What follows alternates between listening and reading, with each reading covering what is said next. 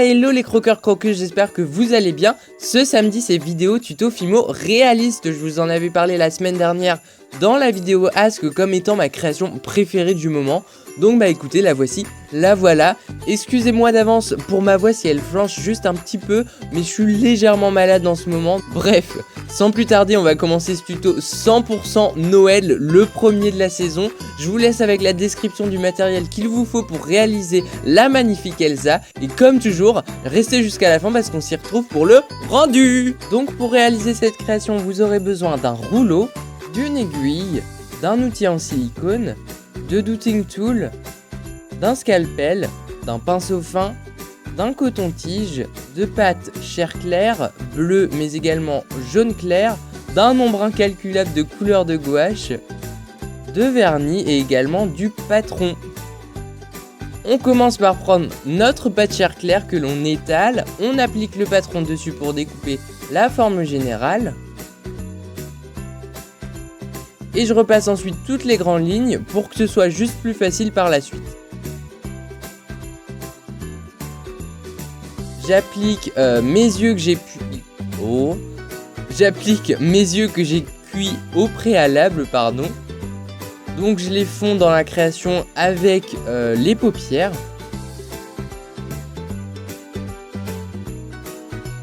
On vient rehausser un petit peu l'arcade sourcilière. Et après le front, voilà, on fond un petit peu avec le Douting Tool, on estompe. Et donc je repasse après avec l'arcade sourcilière encore.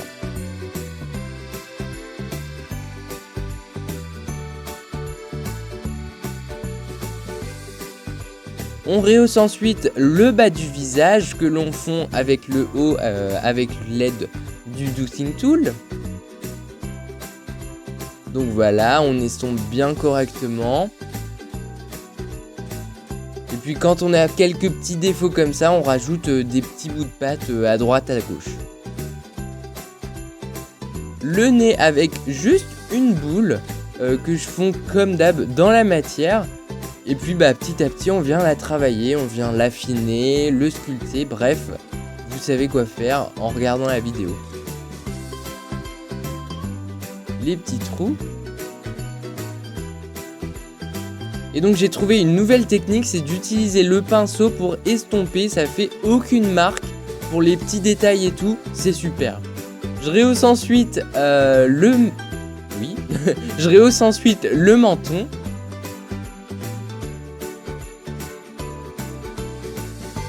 Et je place juste la bouche.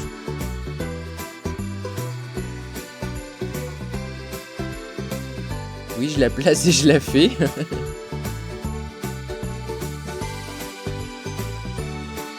Donc voilà, je mets juste deux petits boudins de pâte pour rehausser les lèvres.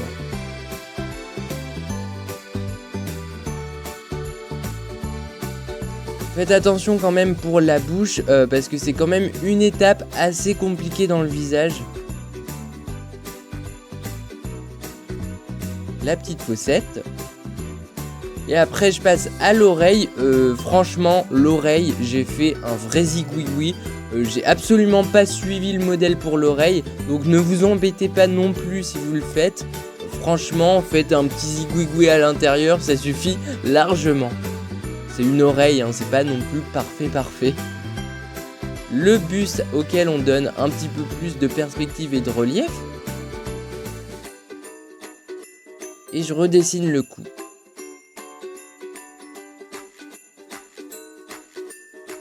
Je rajoute un petit peu de pâte pour le relief. Voilà, toujours important, le relief, la perspective, franchement, pour avoir une création réussie, c'est vraiment la chose importante. N'hésitez pas non plus à en enlever. On passe maintenant aux sourcils, pour lesquels j'applique juste un léger boudin, c'est tout.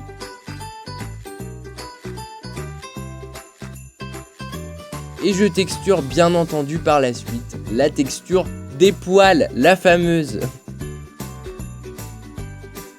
Je passe ensuite à la robe, donc juste une esquisse de la robe, hein, pas toute la robe en entière.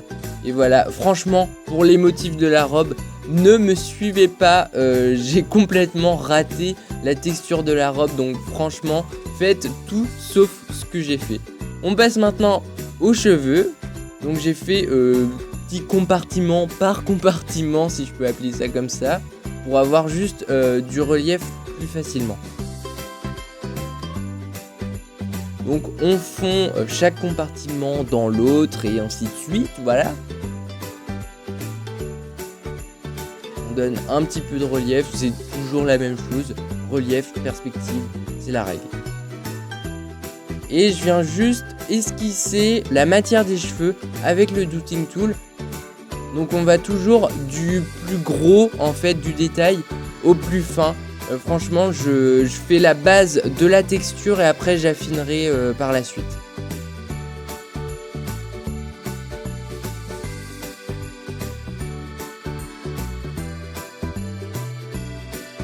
Donc voilà, un petit peu plus de relief comme d'habitude.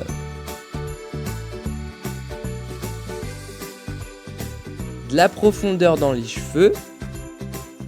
À quelques petits endroits, bien sûr, pas partout. Et voilà, je passe au détail, donc avec un scalpel, texture poil, on est bien.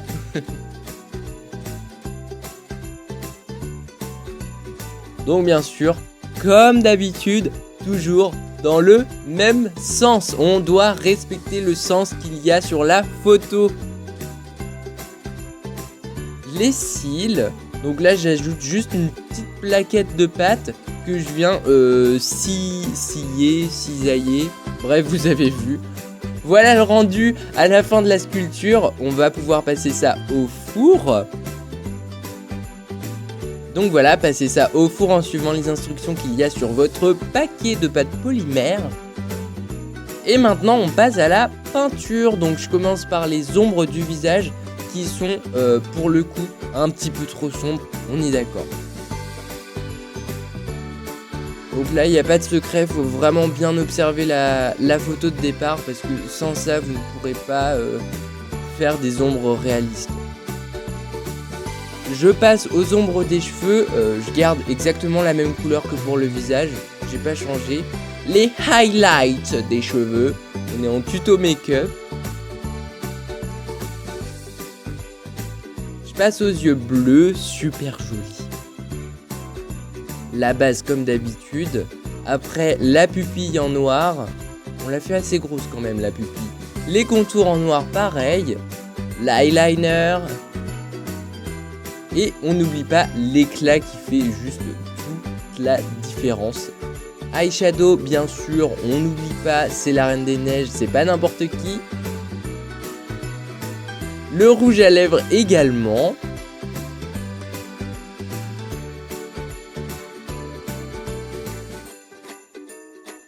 On fait un petit peu de blush sur les joues. Forcément, parce que ça la rend encore plus mignonne. Les sourcils qu'on n'oublie pas évidemment, sinon ça fait trop naturel. Et bien sûr, on repeint les cils en noir, évidemment. On continue avec la robe, pour laquelle je rajoute juste un petit peu de bleu clair, par-ci par-là, un petit peu partout en fait. Et donc voilà, c'est terminé, on vernit la création. Voilà mes petits croqueurs croqueuses, ce tuto est terminé, j'espère sincèrement qu'il vous aura plu parce que jusque là, on a toujours fait des animaux, des monstres en tuto réaliste. C'est le premier visage à peu près humain de la chaîne et franchement, je suis plutôt content du résultat. Sinon, à part ça, je t'invite à commenter cette vidéo avec ton avis à toi, rien qu'à toi. Et puis tous vos petits messages tout mignons comme d'habitude. Bien sûr, vous le savez qu'il faut me suivre sur les réseaux sociaux, Instagram, évidemment sur Snapchat, voilà. Si tu viens de découvrir la chaîne, moi c'est Juju, je te souhaite la bienvenue dans notre communauté et abonne-toi pour en apprendre toutes les semaines un petit peu plus sur la Fimo. Subscribe right now. Je vous rappelle que demain, c'est le salon de la création et du savoir-faire à Paris. Donc voilà, j'ai déjà reçu quelques messages de personnes me disant qu'ils y allaient aussi. Donc on se croisera peut-être, ça serait cool. Sur ce, mes croqueurs croqueuses, je vous dis à la semaine prochaine pour une nouvelle vidéo et je vous fais plein de gros bisous.